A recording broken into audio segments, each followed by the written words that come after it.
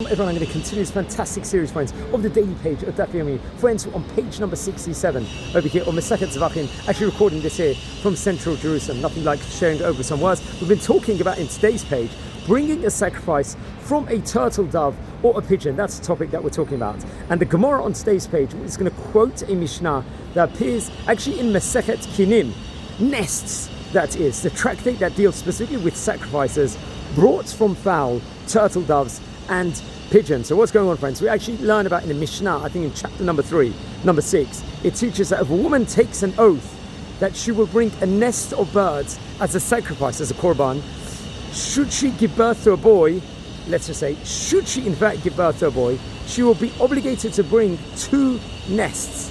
One that she is obligated to bring upon giving birth, as we see in Vayikra in chapter number 12, verses 6, number 8, and the other as fulfillment of her oath. Now the Kohen, the priest, who receives the birds from the woman must bring 3 of them on the upper part of the altar above the Hut Hasikra, which we actually have to look back in yesterday's page, and 1 on the lower part.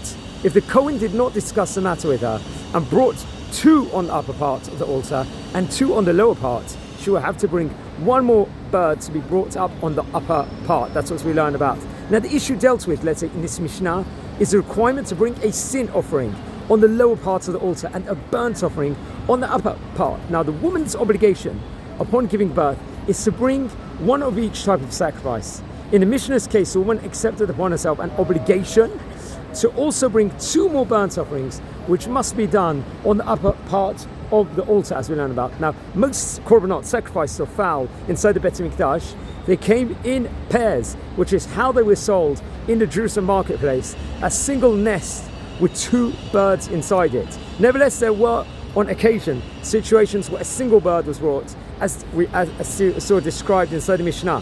For example, in a case where let's say a prosperous woman might choose to bring a lamb as her burnt offering and a pigeon or turtle dove as her sin offering. Now, I think Rabbi Adin Seinsaltz also notes that both men and women could bring sacrifices from fowl.